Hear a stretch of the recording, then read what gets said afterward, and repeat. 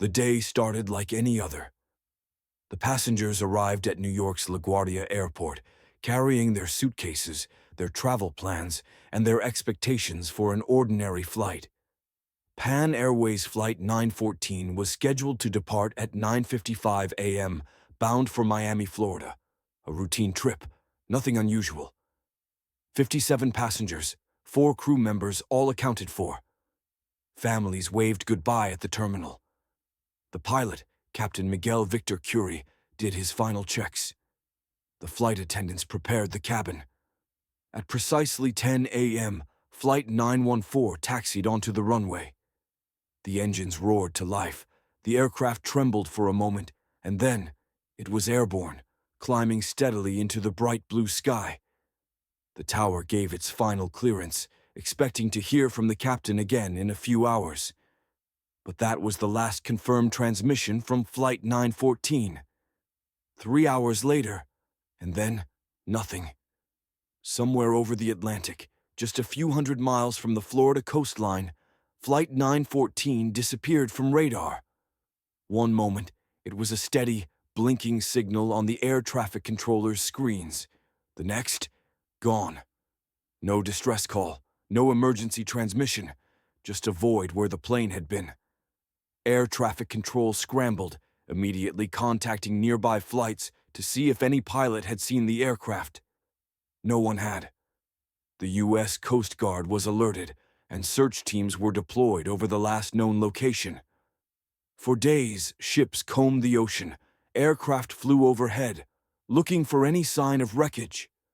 But there was nothing. No floating debris, no oil slicks, no evidence that Flight 914 had ever existed at all. Families left without answers.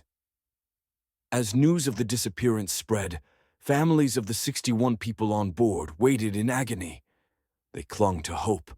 Maybe the plane had made an emergency landing. Maybe they had lost communication but were safe somewhere. But as days turned into weeks, and weeks into months, hope faded. The official reports eventually ruled it an unexplained disappearance. No mechanical failure could be blamed. No hijacking was suspected. No remains were ever found. The world moved on. Flight 914 became another unsolved aviation mystery, lost to time. But the truth, it wasn't lost at all, because 35 years later, that plane would return. And its passengers, they hadn't aged a day. For decades, Flight 914 was considered lost. No answers, no wreckage. Just another unexplained case, filed away in aviation history. Until, on the morning of September 9th, 1990, air traffic controllers in Caracas, Venezuela, received an unidentified transmission. It was routine for them to monitor incoming flights, making sure airspace remained secure. But this time, something was different. A plane had entered their airspace without clearance. The control tower quickly scanned the skies. Nothing was scheduled to arrive at that time. The radar screens flickered, showing a slow-moving object approaching from the north, an aircraft that shouldn't be there. Then the radio crackled. "Tower, this is Flight 914, requesting landing clearance." Over. The air traffic controllers exchanged confused looks. Flight 914. That flight number wasn't listed in any of their records. The operator responded, asking the pilot to identify himself. "This is Captain Miguel Victor Curie of Pan Airways Flight 914, scheduled from New York to Miami." Over. The room fell silent. Pan Airways, that airline didn't exist anymore, and Flight 914 had been missing for 35 years. A ghost plane on the radar. One of the younger controllers, who had never heard of Flight 914, asked his supervisor what was happening. The older man's face had gone pale. He knew the name. The radio crackled again. The pilot's voice was growing tense. "Tower, where are we? This isn't Miami." Controllers scrambled to get a visual. Then they saw it. A Boeing 727, flying low, approaching the Caracas runway. It looked intact, no visible damage. It looked new, as if it had just taken off from New York a few hours ago. No one knew what to do, but protocol dictated that any plane requesting an emergency landing should be guided in. They cleared Flight 914 for landing. The impossible arrival.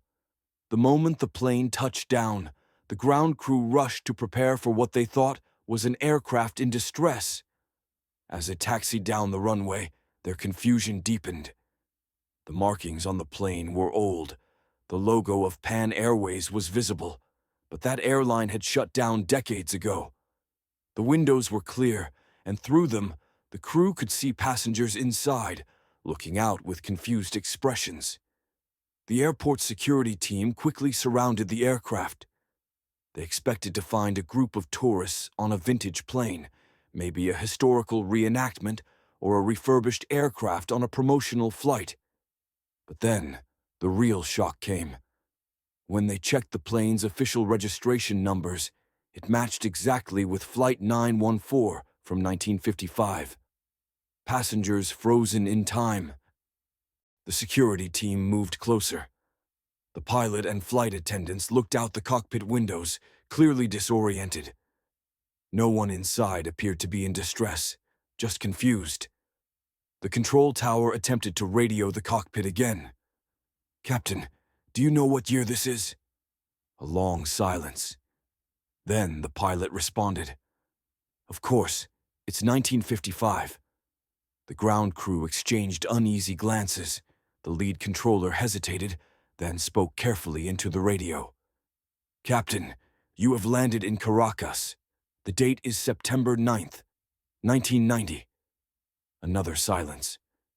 Then, in the cockpit, the pilot's face turned white.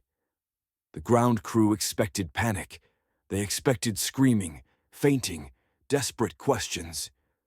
But as the security team cautiously approached the aircraft, they realized something even stranger. Everyone inside was calm. The passengers weren't confused or alarmed. They sat in their seats, looking around, some peering through the windows, others checking their watches as if expecting to deplane at any moment. The lead investigator called for medical teams, fearing a possible mass hysteria event or even some kind of contagion. But when he stepped onto the plane, the reality hit him like a cold wave. None of them looked older than they should. Every man, woman, and child looked exactly as they did when Flight 914 originally departed from New York in 1955. To them, no time had passed. A flight attendant greeted the investigator as if nothing was wrong. "Sir, why are there so many police outside? Did something happen?" The investigator, struggling to keep his voice steady, asked, "Miss, can you tell me what day it is?" The flight attendant frowned. "It's July 2nd, 1955. We're arriving in Miami, aren't we?" The investigator's heart pounded. The medical team checked each passenger one by one, but none of them showed any signs of aging.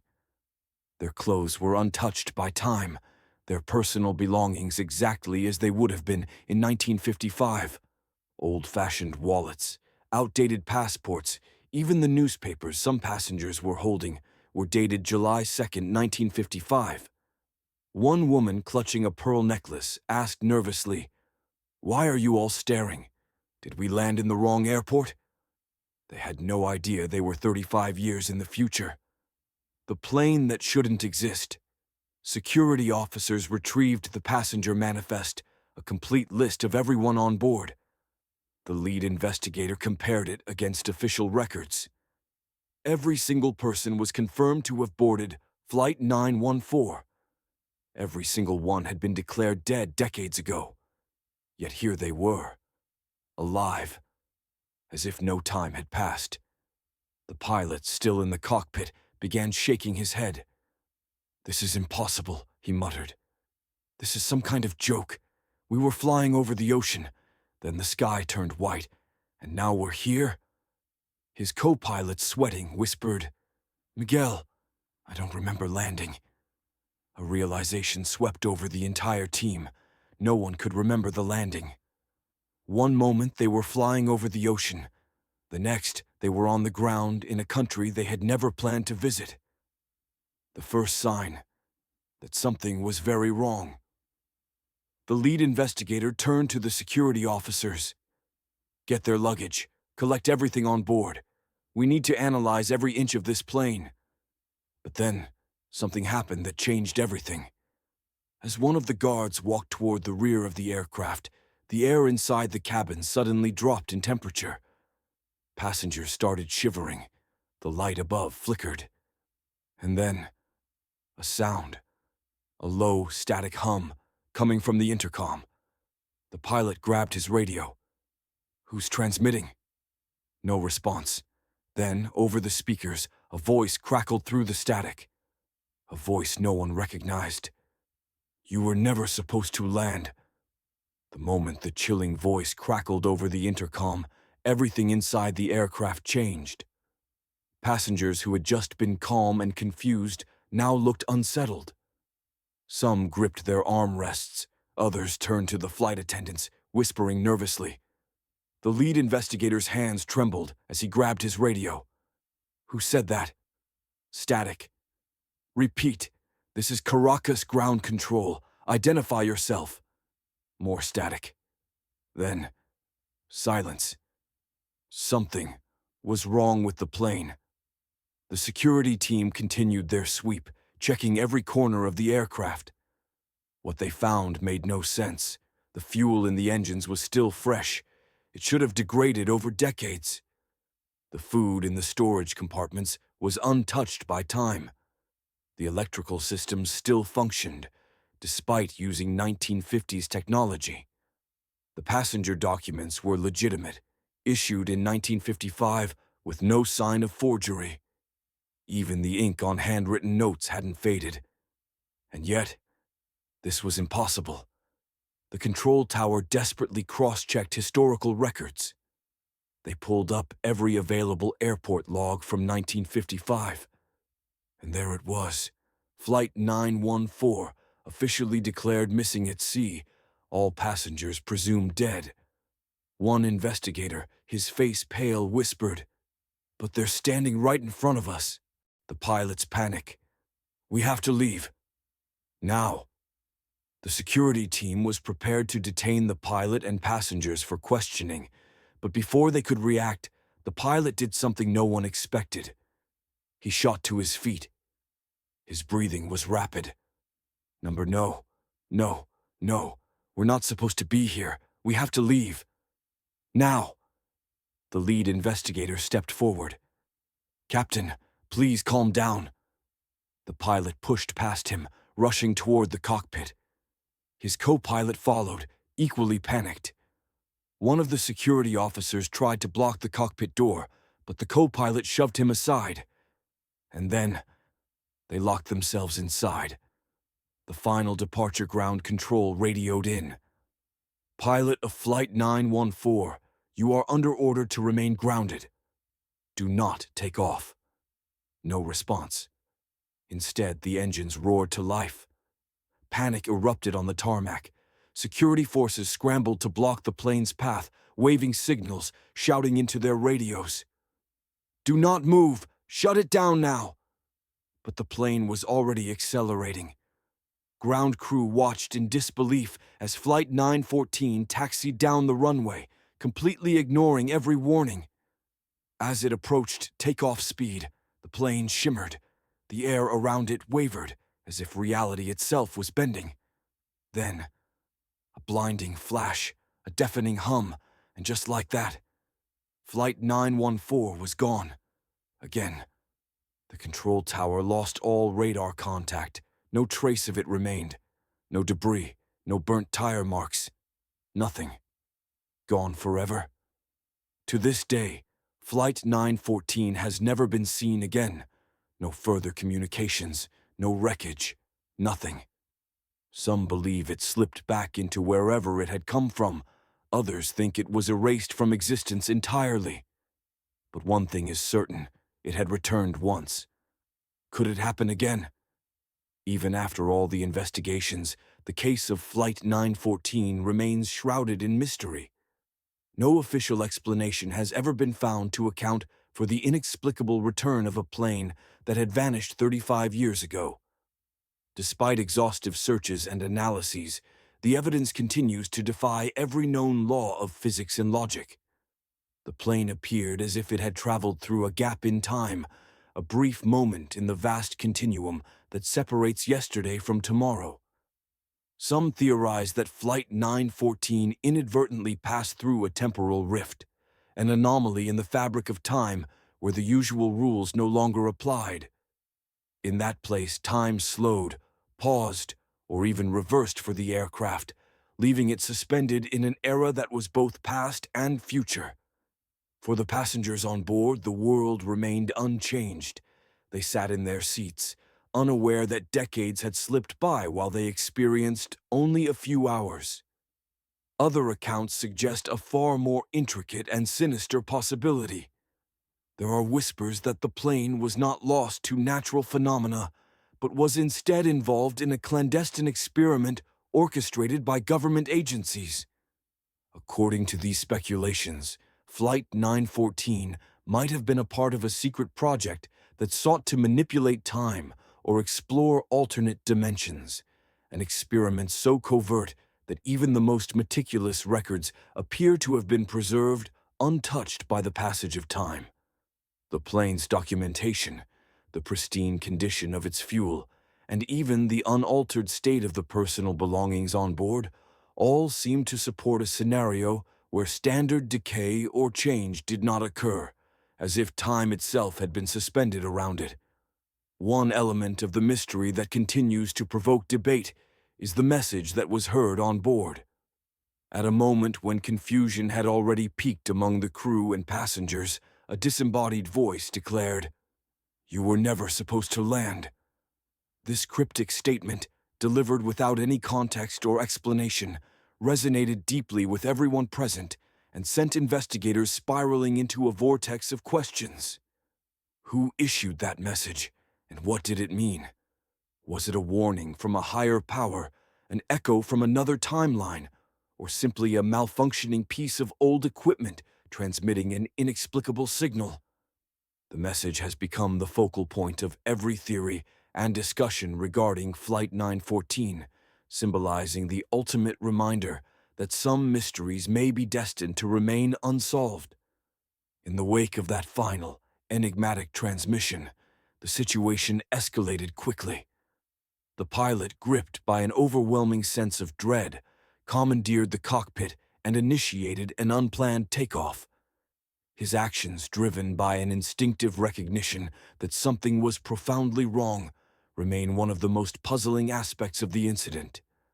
With no clear explanation or logical sequence of events, the aircraft accelerated down the runway and, in an almost surreal moment, vanished from radar once more. It was as if the plane, and perhaps the very concept of time itself, had been called back into a hidden realm, leaving behind only questions and a palpable sense of foreboding. Today, experts, historians, and enthusiasts continue to debate the nature of what occurred on that fateful day. Some insist that Flight 914 is proof of a breach in the temporal continuum, a phenomenon that challenges everything we understand about time and space. Others argue that the event was the result of experimental technologies or even an elaborate hoax designed to baffle the public. Yet, every piece of evidence examined, from the physical state of the aircraft to the unchanged condition of the passengers, seems to point toward an occurrence that transcends conventional explanation. The unresolved nature of Flight 914 serves as a haunting reminder of the limits of our knowledge. As long as there are unanswered questions about time, reality, and the unseen forces that might govern them, the possibility lingers that this extraordinary phenomenon could happen again. And so, the mystery endures, beckoning future explorers to uncover its secrets, while leaving us with a final, chilling thought. If a plane could vanish and reappear intact after 35 years, What else might be hidden just beyond the veil of our understanding?